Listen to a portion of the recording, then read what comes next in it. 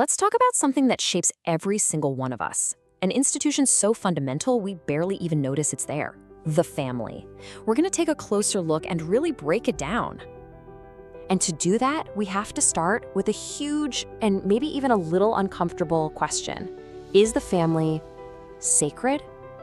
But hang on. Before we can even try to answer that, we have to agree on what that word, sacred, actually means.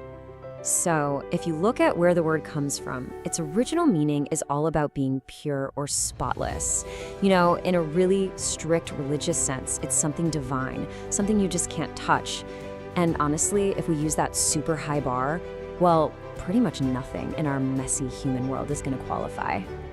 And that's the thing, right? It highlights the two ways we really use this word. There's that capital S sacred, the divine, untouchable thing. But then there's how we usually mean it, which is just something that's fundamentally important, something incredibly valuable. So for this conversation, let's stick with that second, more practical idea. So, if family is fundamentally important, where does that importance even come from? Well, let's go all the way back to the beginning, back to biology. Why do we even have families in the first place? It all really comes down to one simple, almost brutal fact. Human babies, unlike almost any other animal, are born completely and utterly helpless. From the second we show up, we are totally dependent on other people for our survival. And that total helplessness means we need a protective bubble around us. That's job number one for the family, just keeping us physically safe. But it's so much more than that. You can almost think of the family as the thing that installs our first operating system. It's our first classroom where we pick up all those unconscious habits and skills. And it is absolutely crucial for our healthy psychological development. But this leads to a pretty big paradox, doesn't it? Does the very thing that builds us, that creates us, also end up being a kind of cage that limits us? But what if that's the wrong way to even think about it? What if the family's main job isn't to restrict your freedom, but to literally create the you that you are? All right, let's try a little thought experiment. Just imagine this for a second.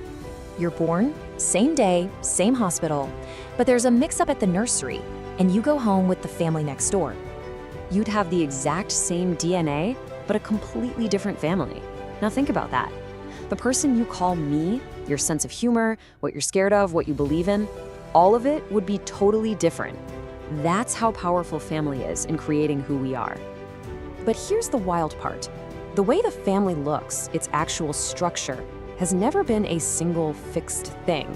It is constantly changing, it's always evolving. I mean, just look at how much it's changed. Back in ancient tribes, raising kids was a group project. Fast forward to the Roman Empire, and fathers legally had the right to just abandon their children if they wanted to.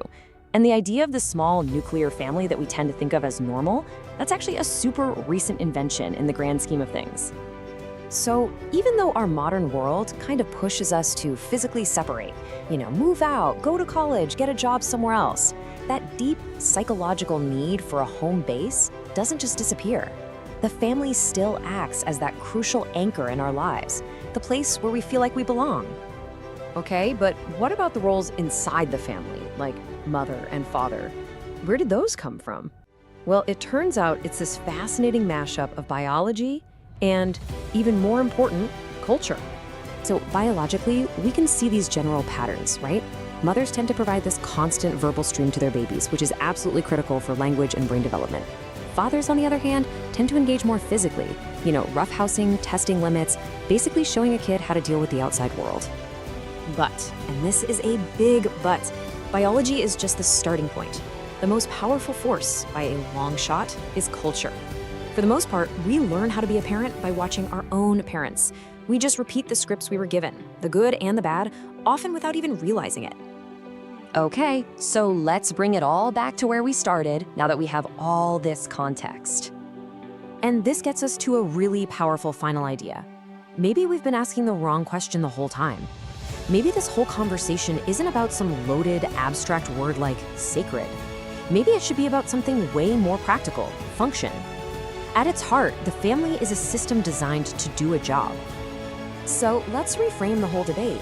Instead of getting stuck on, is family sacred? Let's ask a much better, much more useful question.